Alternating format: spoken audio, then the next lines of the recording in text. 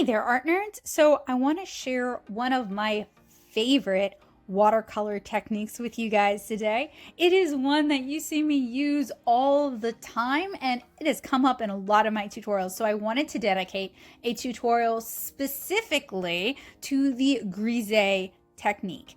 And Grisaille is basically a gray underpainting. You can also do Bleuaille, which is like a blue underpainting, or even Brunier. You can basically use almost any color you want as an underpainting color. And what's really helpful, it's like doing your painting in monochrome first. In fact, that is a very valid and commonly used technique as well.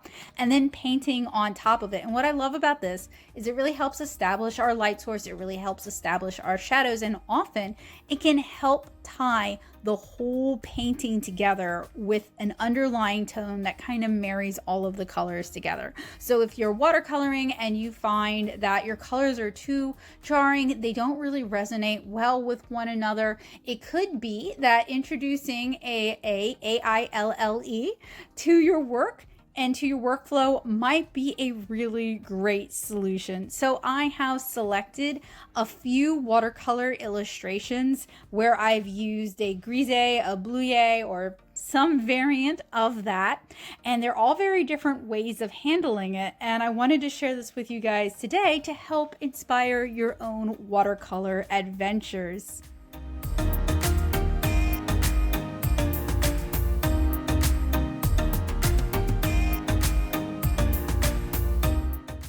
Start by demonstrating a Bleuaille technique using Ultramarine Blue. So this is a warmer blue, and this is an illustration that's on a warm, sunlit, sunny day, and I wanted to use this warmer blue to kind of tie everything together. It's also going to bring a little bit of granulation, a little bit of visual interest to the table. Now, different ultramarine blues have different degrees of granulation, and some of them are cleaner looking than others. I find Winsor & Newton's ultramarine blue, for example, to be, they use a very yellow gum Arabic, so it comes across as kind of gritty and kind of dirty. I'm using Sennelier's ultramarine blue. It's one of my favorites. You can use whichever one you prefer. And I'm going to use this to do a monochromatic painting for the most part all over this painting, to really start knocking in shadows, to figuring in the light source, and to just kind of help me develop form as I go. That's one of the big shining benefits of using a Grisaille technique, is it really helps get those forms, those shadows down really early in on the painting, and you can just kind of focus on glazing your local color on top of that, and then just kind of cleaning everything up as we reach the end. So you guys can see I'm working with a really watered down ultramarine blue wash, and I'm using it mostly to knock in the shadows and to knock in the forms at this early stage. You can kind of leave it a harsher line if you want to. You can kind of soften that transition by adding some clean water. One of the real tricks to Grisaille-esque techniques is allowing the underpainting to dry completely before you start painting on top of it, at least overnight, because otherwise any layers you put on top may reactivate the layers that you've put down underneath, and it may start to turn to a muddy mess. You also want to use these techniques on papers that can handle this. And generally, I find that cotton rag papers, particularly cold press and rough press papers, can handle these kind of underpainting techniques. Hot press, not as much, because the pigments don't sink into the surface. And with cellulose, I've only found a couple of examples that I think really work well for these kind of underpainting techniques. So what you guys just saw me do with the blue and blending out the blue is I wanted the dress to feel more like it was part of this environment and affected by this environment, like the flowers are casting shadows onto the dress, but more diffused shadows. So I applied my ultramarine blue and then I feathered it out using a wet brush. With any of these underpainting techniques, I really recommend you start lighter and then work more saturated. That's a much easier way than like starting really saturated and then trying to walk that back. That's going to be quite challenging. So don't be afraid to like build things up really, really lightly. And also keep in mind, you may want to avoid adding your underpainting to areas that you want to be really bright. You want to leave those areas lighter, and that way you don't have to try to brighten them up using other means like wash later on.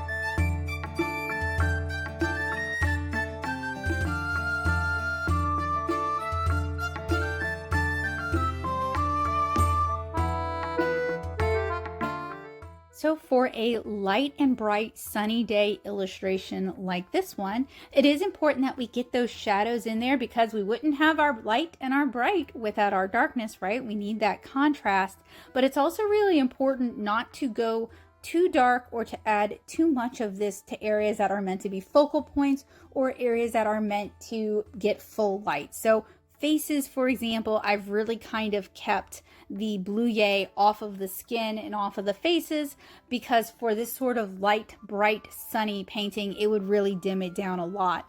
I'm also kind of working back and forth between our warm blue and our warm yellow to create the illusion of sunlight.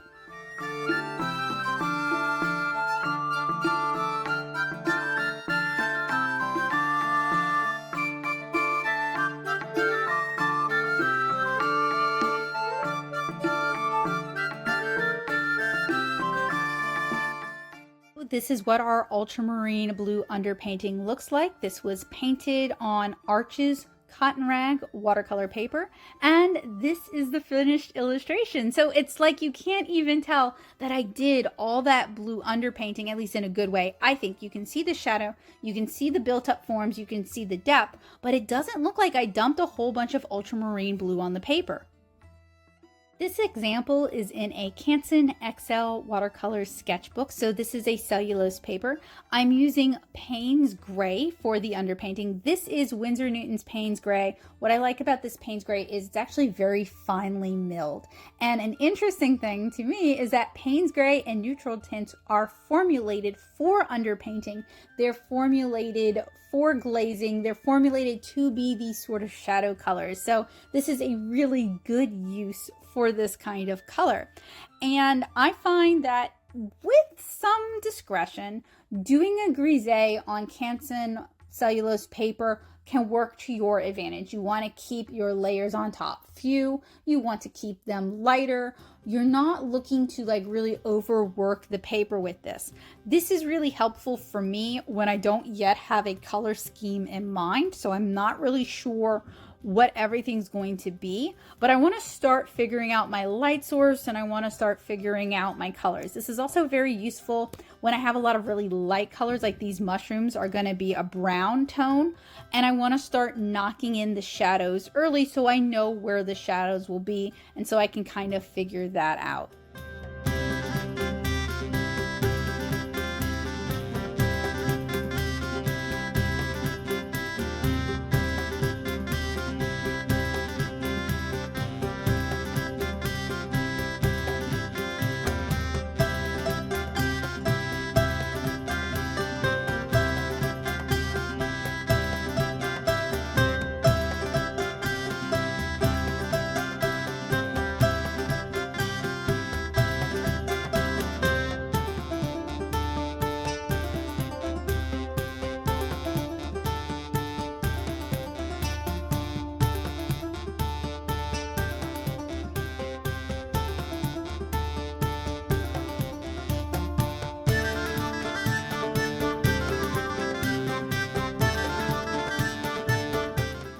So with this grisaille, we started with a very light wash of Payne's gray, and then I'm going to work it a little bit darker. You can go as rendered as you feel you need to. Some paintings only need like a little hint of an underpainting to knock those shadows in. Some need a lot of underpainting to really be able to get the depth of shadow that we'd be looking for, because with some colors, we just can't get the color that dark and that saturated, right? Like with yellows, often we will switch over to either reds to shade a yellow, or we'll start going into browns and neutrals to shade a yellow, or we might start going into greens, kind of depending on what kind of yellow we've got going on. And in underpainting, maybe not with a cool tone like a grisaille like this, maybe with something a little bit warmer, this might be a good opportunity for a Bleuaille or a brown underwash.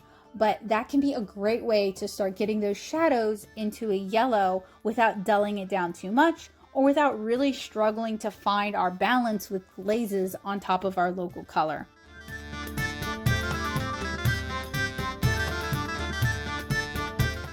This is what the finished watercolor illustration looks like. You can still see some hints of the gray, but I feel like it really helps tie everything together, and it really helps keep me consistent with my light source and with my shadows, even as we're working with different colors. This is an example of doing a Bleuaille with a cooler blue. So I'm using Pthalo Blue for this. And for this illustration, it has a lot of cool tones, a lot of green tones, a lot of green shading, and there's a lot of foliage. So I really wanted to make it look like Kara, the character sitting down there, is actually surrounded by this greenery. And greenery casts kind of cooler shadows. So I felt like a Pthalo Blue as an underpainting would really kind of help tie all of these elements together and make them look like they're taking place in the same illustration. This blue underpainting was done in several stages, knocking in the background first and then adding in another layer and then adding in kind of the local shadows on top of that, just kind of building it up slowly to give me a chance to kind of think about how I feel about this shading, how intense I want it to be, because when you're working with like Pthalo Blue can be really staining. So once it's on there, it's really hard to lift it up or work it back. So it's better to work with it in really thin layers. And it's one of these beautiful colors that you really can build up and layer, and it becomes richer and richer as you go. So it's not like Ultramarine Blue, where once it gets watered down too much, you basically lose that color. Even a very, very thin wash of Pthalo Blue still has some color impact, still has some staining impact.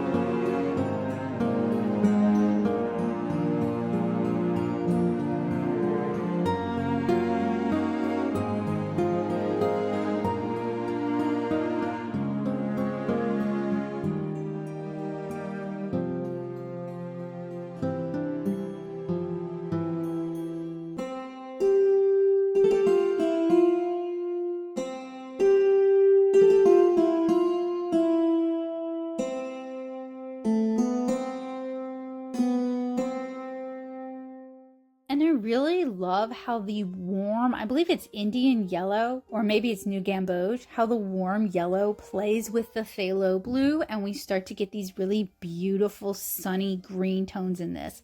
I shared the full time-lapse video for this illustration on my Patreon a while back, so if you're interested in seeing how this full thing comes together, you can find it over on Patreon at patreon.com/natosoup. But you guys see, I'm like adding in a layer of color, letting it dry, kind of assessing how I feel, mixing my phthalo a little bit more saturated, maybe even moving into indigo for this background wash here to get that color dark enough and to start kind of graying it out so it isn't quite so intense and in your face. And this is all underpainting. I am still going to glaze watercolor color, like local color, on top of this to create the finished illustration.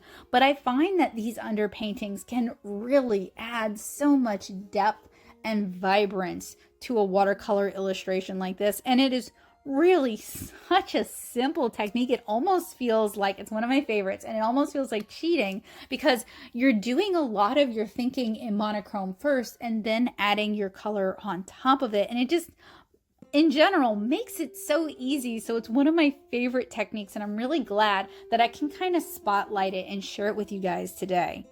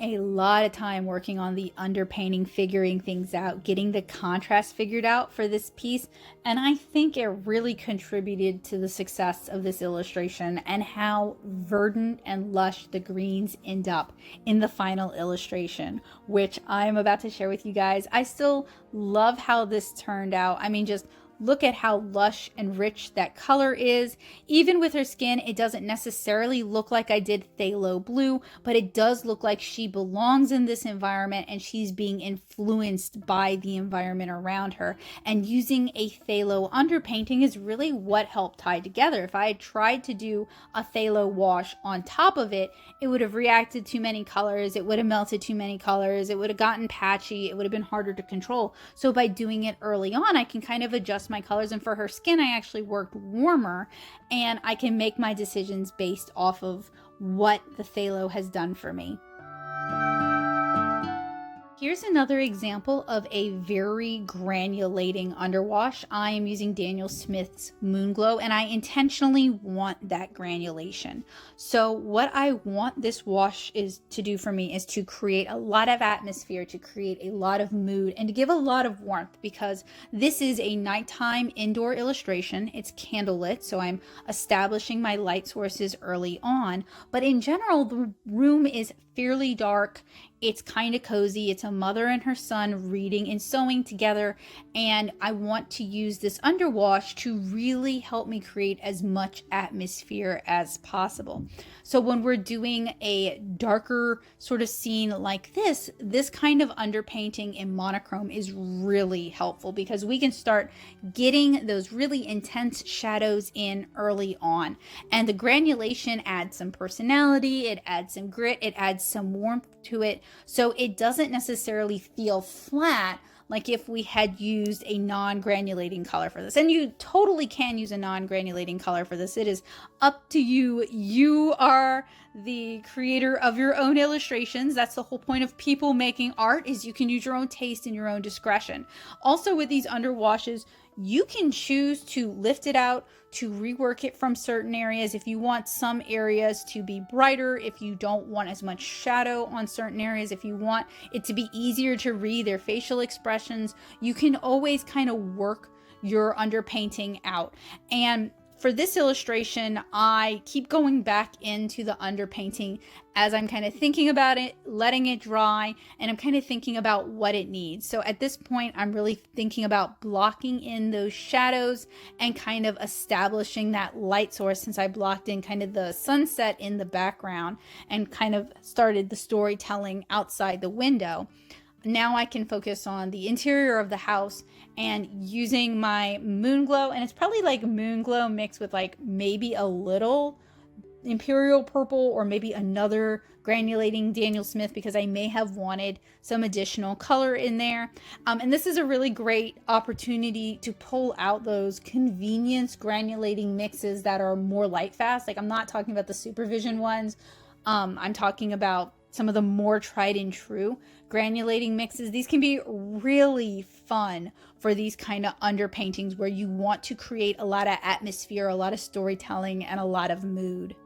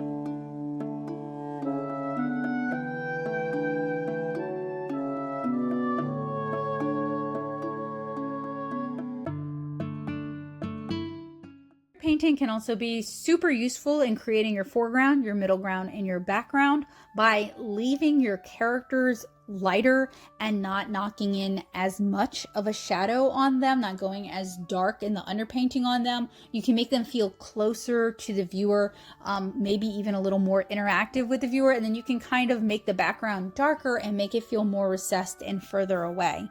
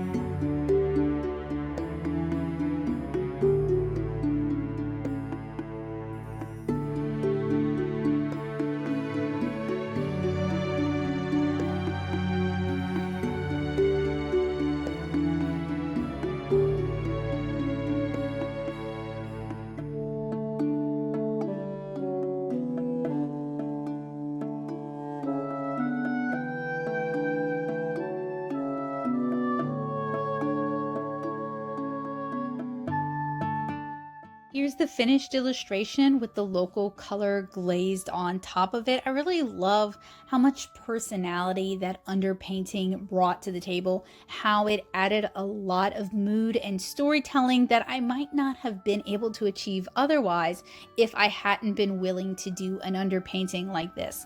This was painted on Stonehenge aqua watercolor paper, which can take a lot of water. It can take a lot of layers, but the key to this one is once it's open and wet, you really got to let it dry out if you want to start bringing in additional layers. So it will stay open and wet, and you can do lots of like really diffuse wet into wet for a long period of time. But if you want to start going in and adding details, you do need to allow it to dry like overnight fully so you can start bringing in those details. Final example for this is still using Ultramarine Blue as an underpainting color, but I wanted to show you guys that you can actually work your underpainting in even at later stages if you want to use this as kind of a unifying color to kind of bring everything together, which is what I'm trying to do for this one, since they are supposed to be backlit on kind of a bright, sunny, and warm afternoon. So I can start introducing my Ultramarine Blue to add shadows like I'm doing on the basket here, and then glaze on top of it, and you can kind of work back and forth with your colors this way. And this can be kind of helpful for figuring out shadows, and then you can go in with darker variants of the color and kind of like blend it in together. So I'm going to continue to use this Ultramarine Blue mix to add a shadow color to various objects in this illustration. And the nice thing about this technique is I didn't opt to use the Ultramarine Blue on their skin. I felt like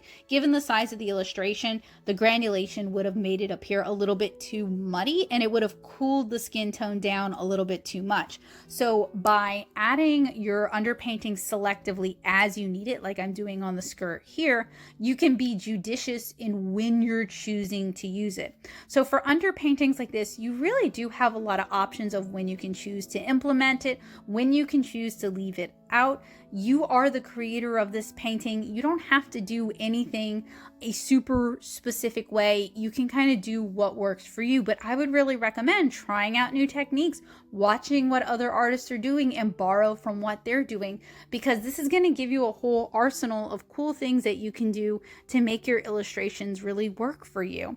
And I'm really glad that I could share one of my favorite techniques to just spotlight it and gush about it with you guys today, and give you guys a bunch of different examples of how I like to use it and how it works for me, because this is one of my favorite techniques and I really enjoy doing it. It's a lot of fun, and I find it really helpful for creating shadows and light sources and kind of keeping everything cohesive.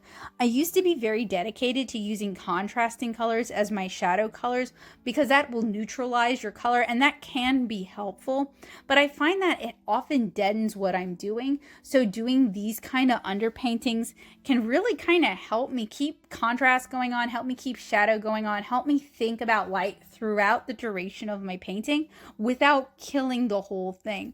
And for example, on this one with the skin, I'm still using a near contrast color as a shadow color. I'm using red violet to shade the skin. So you can always choose to go back to using the contrast color as your shading color when it suits you and when it suits what you're doing. But using this kind of underpainting technique can be just really helpful for people who are just struggling with keeping a light source consistent throughout their painting, or keeping a light source in mind, or they'd really like more atmosphere in what they're doing and they're really kind of struggling to achieve that. I have found that this technique has just really been helpful for me for that. And even, I don't have any examples from my comic pages, but even on my comic pages, I will often use underpainting techniques to help pull a scene together, especially scenes that are set in low light environments. Underpainting does a lot of the work for me, and I only have to think in monochrome, which is often so much easier than thinking in full color, and then you can just add the full color on top of it. So even if you don't 100% know what your color palette's going to be, if you know what kind of mood you're going for, or what kind of atmosphere you're going for, or what the lighting conditions are going to be, or what like the dominant colors in the painting are going to be, you can still do your underpainting and think about your local color while you're doing the underpainting.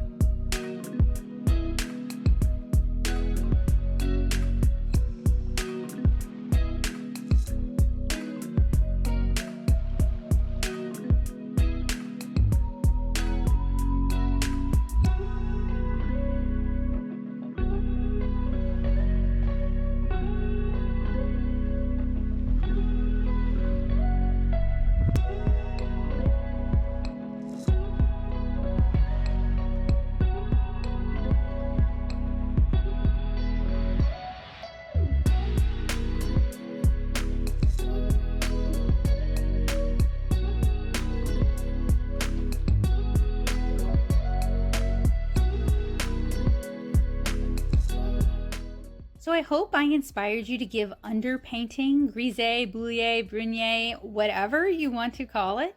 I hope you decide to give this a try in your own watercolor art and illustrations. It's one of my favorite techniques, and I'm really glad that I could share it with you guys today. There are a bunch of different ways that you can make this technique your own and use it in your own art, and it doesn't have to take over or overly distract from your watercolor illustration. Thank you guys so much for hanging out with me today. I hope you found this useful, helpful, and informative. If you like tutorials like this, you can support the creation of them by joining me over on Patreon at patreon.com/netofsoup, and you'll get early access to videos as I'm working on them before anybody else does. Speaking of my patrons, a huge thanks to these wonderful people here. It is because of their support that I am able to continue, or willing to continue, to share tutorials with you guys. So thank you guys so much. I hope you guys have a wonderful day, and hopefully this helped you make art a habit by sharing a new fun technique with you guys. Bye!